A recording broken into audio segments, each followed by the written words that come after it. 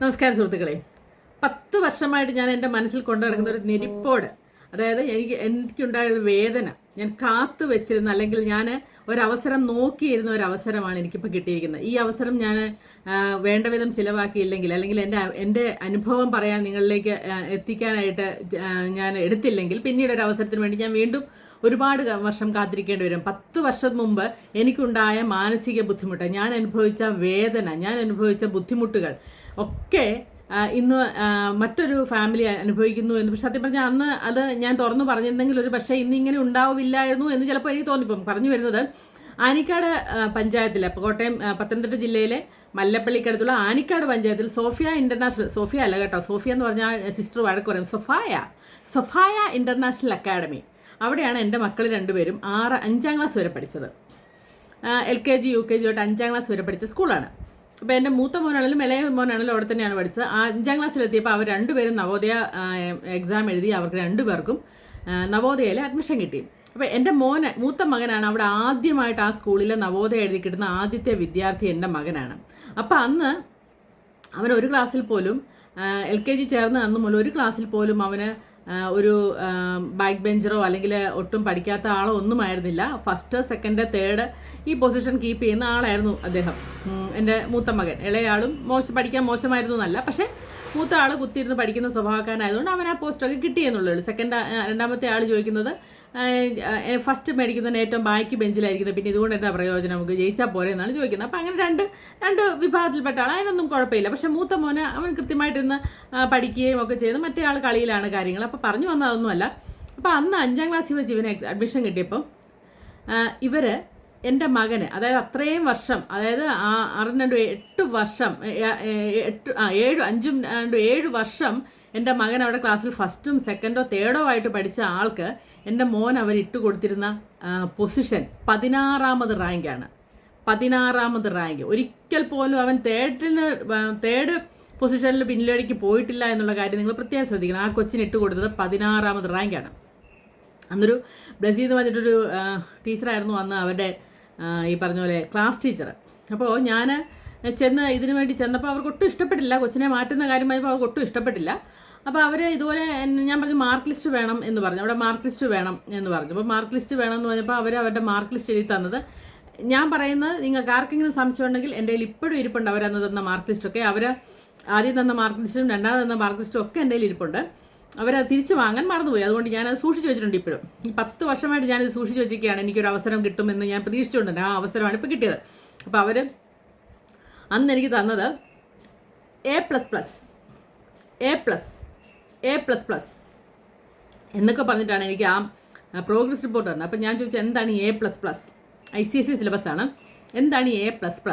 അപ്പോൾ പറഞ്ഞു 95% മുകളിലുണ്ടെങ്കിൽ A++, 90-നും 95-നും ഇടയ്ക്കാണെങ്കിൽ A+.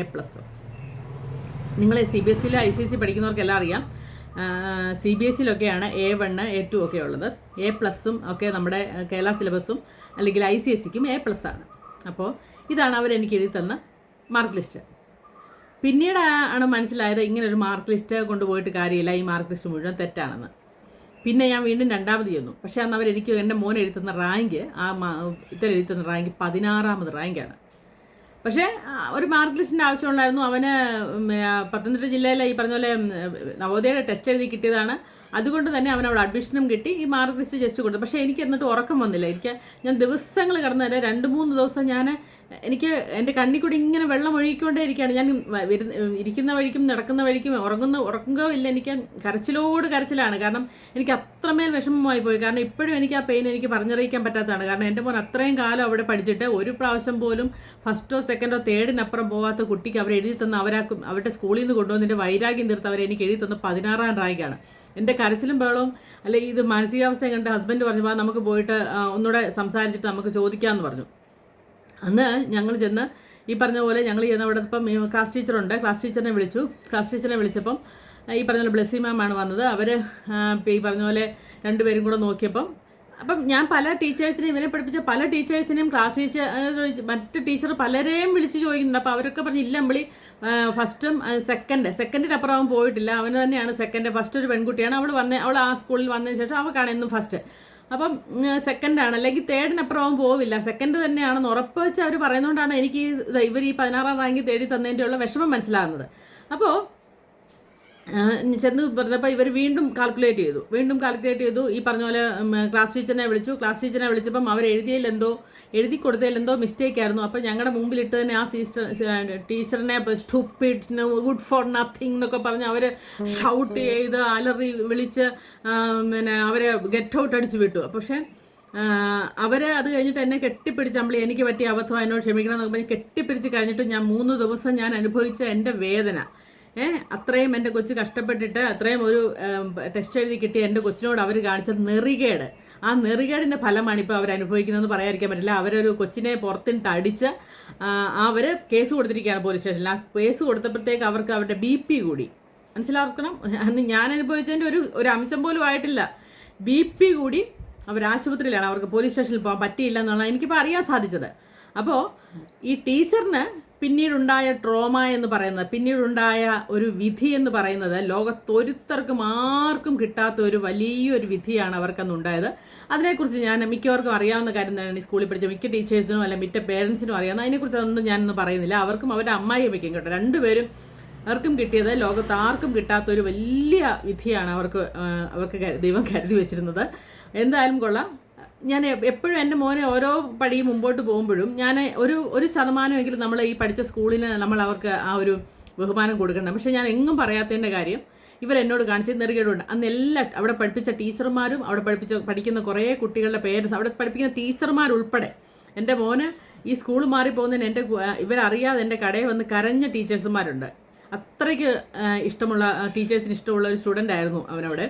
അപ്പം കരഞ്ഞ ടീച്ചർമാരുണ്ട്. അപ്പോൾ ഈ പറഞ്ഞ പല ടീച്ചർമാർ തന്നെ എന്നെ വിളിച്ചു പറഞ്ഞു, പല പേരൻസും എന്നെ വിളിച്ചു പറഞ്ഞു, നമ്മൾ ഇനി ഇളയാളെ അവിടെ പഠിപ്പിക്കരുത്, ഇതിൻ്റെ വൈരാഗ്യം ഈ ചെയ്തതിൻ്റെ വൈരാഗ്യം അവർ ഇളയ മോനോട് തീർക്കും, നിങ്ങളവിടെ പഠിപ്പിക്കാൻ പാടില്ല, അവിടുന്ന് വേറെ സ്കൂളിൽ കൊണ്ടുപോക്കണം പറഞ്ഞു. അപ്പം ഞാൻ അവരോട് പറഞ്ഞു, അവർക്ക് എന്താണോ അവകാശം അവിടെ പഠിപ്പിക്കുന്ന കുട്ടി എന്നുള്ള ഒരു അമ്മ നിലയിൽ എനിക്കുമുണ്ട് ചില, അവരെന്താ ചെയ്യുന്നത് ഞാൻ നോക്കട്ടെ, അതിൻ്റെ ബാക്കി ഞാൻ നോക്കിയോളാം എന്ന് പറഞ്ഞു. ഞാൻ അവിടെ പഠിപ്പിക്കാൻ തന്നെയാണ് ഞാൻ തീരുമാനിച്ചത്. പിന്നെ ഒരു ദിവസം കുറേ നാൾ കഴിഞ്ഞപ്പോൾ എന്തോ പറഞ്ഞു കൊടുത്ത് എൻ്റെ ഇളയ മോൻ എന്നോട് പറഞ്ഞു, ഞാൻ എന്തെല്ലാം അനുഭവിച്ച് അവിടെ കഴിയുന്നതെന്ന് അറിയാമോ എന്ന് ചോദിച്ചു. അപ്പോൾ ഞാൻ ചോദിച്ചു, നീ എന്ത് പറ്റി, എന്നാ സംഭവം ചോദിച്ചപ്പോൾ അത് കഴിഞ്ഞ് ഞാൻ അവൻ്റെ കൂട്ടുകാരുടെ കുറേ ഒക്കെ വിളിച്ച് ചോദിച്ചപ്പോഴാണ് പറയുന്നത്, ഇവന് ഗുഡ് മോർണിംഗ് പറഞ്ഞാൽ കുറ്റം, ഗുഡ് മോർണിംഗ് പറഞ്ഞില്ലെങ്കിൽ കുറ്റം, ലേറ്റായ കുറ്റം, നേരത്തെ വന്നാൽ കുറ്റം, ഇനി ഞാൻ അവനെ വിളിക്കാൻ ചെല്ലുന്ന താമസിച്ചാൽ കുറ്റം, ഞങ്ങൾ നേരത്തെ ചെന്നാൽ കുറ്റം, അവനില്ലാത്ത കുറ്റങ്ങളില്ല. ഒരു ടീച്ചർ, എൻ്റെ ഒരു കൂട്ടുകാരിയായ ഒരു ടീച്ചർ വീണ്ടും അവിടെ ജോലിക്ക് കയറിയപ്പോൾ ഞാൻ പറഞ്ഞു, ഇതുപോലെ തന്നെ കൊച്ചുണ്ട് കേട്ടോ ക്ലാസ്സിലൊന്ന് നോക്കിക്കോണെന്ന് പറഞ്ഞപ്പോൾ ഇവരെ പറന്ന് വന്നിട്ട് പറയുകയാണ്, ഒന്നും നോക്കേണ്ട കാര്യമില്ല, വേണേ പഠിച്ചിട്ട് പോട്ടെ എന്ന്. അപ്പം ഞാൻ പറഞ്ഞു, ഞാൻ അങ്ങനെ വേണേ പഠിച്ചിട്ട് പോട്ടെ എന്ന് പറയുന്ന സ്കൂളിലല്ല പഠിപ്പിക്കുന്നത്, നിങ്ങൾ പറയുന്ന ഫീസ് തന്നെ നിങ്ങൾ പറയുന്ന റൂൾസ് എല്ലാം അനുസരിച്ചാണ് ഞാനിവിടെ പഠിപ്പിക്കുന്നത്. അപ്പം അതനുസരിച്ചുള്ള പ്രയോജനം എനിക്ക് കിട്ടണമെന്ന് പറഞ്ഞാൽ ഇവർ 4 സ്റ്റെപ്പ് ചാടിയാണ് അവർ പോയത്. മനസ്സിലായോ? അപ്പം അതുപോലെ ആ ഇളയാളെ അവർ ആ 3 വർഷം, അത് കഴിഞ്ഞ് അവനും നവോദയ ടെസ്റ്റ് എഴുതി കിട്ടി, ആ 3 വർഷം അവരോട് 3 വർഷം ചെയ്തില്ല. ഇതുപോലെ ഇങ്ങനൊരു സംഭവം അറിഞ്ഞപ്പോൾ ഞാനും ഹസ്ബൻഡും കൂടെ ചെന്നുകൊണ്ട് ഞങ്ങളോട് ചോദിച്ച ചോദ്യം TC വാങ്ങാൻ വന്നതാണോ എന്നാണ്. അപ്പം ഞങ്ങൾ പറഞ്ഞു, ഞങ്ങൾ TC വാങ്ങാൻ വന്നതല്ല, ഞങ്ങളുടെ മോനോട് കാണിക്കുന്ന നെറുകേട് എന്താണെന്ന് അറിയാൻ വന്നതാന്ന് പറഞ്ഞു. അന്ന് ഹസ്ബൻഡ് നന്നായിട്ട് സംസാരിച്ച് കഴിഞ്ഞപ്പം ഞങ്ങൾ കംപ്ലൈൻറ്റ് ചെയ്യുന്നൊക്കെ രീതിയിൽ തന്നെ സംസാരിച്ച് കഴിഞ്ഞപ്പോൾ അവർ പിന്നെ അവനോട് മോശമായിട്ടൊന്നും പെരുമാറിയിട്ടില്ലെന്നാണ് എനിക്ക് തോന്നുന്നത്. പിന്നീട് അവൻ കംപ്ലൈൻ്റ് ഒന്നും പറഞ്ഞിട്ടില്ല. അപ്പം ഇങ്ങനെയൊക്കെയാണ് ഇവർ ഇത്രയും കാലം ഈ സ്ഥാപനം നടത്തിക്കൊണ്ട് പോയത്. ഇതുപോലെ ഒരുപാട് കണ്ണീര്, എൻ്റെ മാത്രമല്ല ഒരുപാട് കണ്ണീര് വീണ ഒരു ക്യാമ്പസാണത്, ഒരു സ്കൂളാണതെന്നുള്ള കാര്യത്തിൽ ഒരു സംശയമില്ല. അവരുടെയൊക്കെ പ്രാർത്ഥനയുടെയും കണ്ണീരിൻ്റെയും ഫലമാണ് ഇപ്പം ഈ ഒരു ദിവസം ഈ സിസ്റ്റർ അനുഭവിക്കുന്നുള്ള കാര്യത്തിൽ ഒരു സംശയവും വേണ്ട. അവർക്ക് BP കൂടിയോ ഒക്കെ ചെയ്തെന്ന് പറഞ്ഞാൽ അതിനകത്ത് ഒരു അത്ഭുതവും വേണ്ട. കാരണം അവരത് അനുഭവിക്കേണ്ടത് തന്നെയാണ്. അവർക്കതിനുള്ള ദൈവം അതിന് കൊടുത്തു എന്നുള്ളത് മാത്രമേ ഉള്ളൂ. അതുപോലെ ഒരു സ്ത്രീകൾ പോലും അവരുടെ മുമ്പിൽ നേരിട്ട് എന്ന് സംസാരിക്കാൻ പോകില്ല. അവരെല്ലാം അവരുടെ ഭർത്താക്കന്മാരെ കൊണ്ടേ ഇവരുടെ അടുത്ത് പലപ്പോഴും എൻ്റെ മുമ്പിൽ വെച്ച് തന്നെ പല പേരൻസും കരഞ്ഞുകൊണ്ട് ഇറങ്ങി വരുന്നത് ഞാൻ കണ്ണിന് കണ്ടിട്ടുള്ള കാര്യമാണ്. ഈ സ്ത്രീയുടെ സ്വഭാവം കൊണ്ടും ഇവരുടെ ആ ഹരാസ്മെൻറ്റും വെറും ഈ പറഞ്ഞ പോലെ നമ്മൾ പറയത്തില്ല, എന്താ പറയുന്നത്, വെറും എന്തുവാ പുഴുക്കളെ പോലെയാണ് അവർ ഈ പേരൻസിനെ കാണുന്നത്. അവർക്ക് കാശുണ്ടാക്കാനുള്ള ഒരു ആയുധം മാത്രമാണ് ഈ സ്കൂൾ എന്നുള്ളതിലാണ് എനിക്ക് കിട്ടിയ ഒരു അവസരമാണ്. ഇനി എനിക്കിങ്ങൊരു അവസരം കിട്ടിയെന്ന് വരില്ല. അപ്പോൾ ഇതാണ് ആ സ്ത്രീയുടെ യഥാർത്ഥ മുഖം എന്നുള്ള കാര്യം നിങ്ങൾ മനസ്സിലാക്കുക. നേരത്തെ ഒരുപാട് കുട്ടികൾക്ക് ഇതുപോലൊക്കെ വന്നിട്ടുണ്ട്. അന്നൊക്കെ അവർ പറഞ്ഞ് ഈ പറഞ്ഞ പോലെ ഒത്തുതീർപ്പൊക്കെ എത്തിപ്പോയതാണ്. പലരും ഇതുപോലെ കേസിൻ്റെ വക്ക് വരെ എത്തി ഒരുപാട് സംഭവങ്ങളോടെ ഉണ്ടായിട്ടുണ്ട്. പക്ഷേ അതൊന്നും അങ്ങനെ പുറം ലോകം അറിഞ്ഞില്ല. ഇപ്പോൾ ഇന്നെങ്കിലും ഇങ്ങനൊരു കാര്യം പുറം ലോകം വരുന്നതിൽ എനിക്ക് വളരെയധികം സന്തോഷമുണ്ട്. അപ്പോൾ ഇങ്ങനൊരു അവസരം ഞാൻ കാത്തിരിക്കുകയായിരുന്നു 10 വർഷമായിട്ട്. ഓർക്കണം, 10 വർഷമായിട്ട്. അന്ന് അവൻ പഠിച്ച എൻ്റെ മോൻ ഡിഗ്രി കഴിഞ്ഞു, അവൻ IIT മദ്രാസിൽ അഡ്മിഷനുമായിട്ടുണ്ട്, ഇളയാൾ +2 പഠിക്കുന്നു നവോദയയിൽ. അപ്പോൾ ഇത്രയും കാലം ഞാൻ ഇങ്ങനെ ഒരു അവസരത്തിന് വേണ്ടി കാത്തിരിക്കുകയാണ്. ഞാൻ മിണ്ടാതിരിക്കുകയാണ്. ഇപ്പോഴും ഞാൻ അവർ തന്ന സർട്ടിഫിക്കറ്റ്സ് എല്ലാം സൂക്ഷിച്ചു വെച്ചിട്ടുണ്ട്. അവൻ്റെ ചെറിയ ക്ലാസ്സിൽ അവന് കിട്ടിയ മാർക്ക്, ഈ എഴുതിയ പേപ്പർ വരെ ഞാൻ സൂക്ഷിച്ചു വെച്ചിട്ടുണ്ട്. ഇന്നലെയും കൂടി ഞാൻ എടുത്ത് നോക്കിയതേ ഉള്ളൂ. സത്യം പറഞ്ഞാൽ ഇത് അറിയുന്നതിന് മുമ്പ് തന്നെ ഞാൻ ആ മാർക്ക് ലിസ്റ്റ് എടുത്ത് നോക്കുകയൊക്കെ ചെയ്തതാണ്.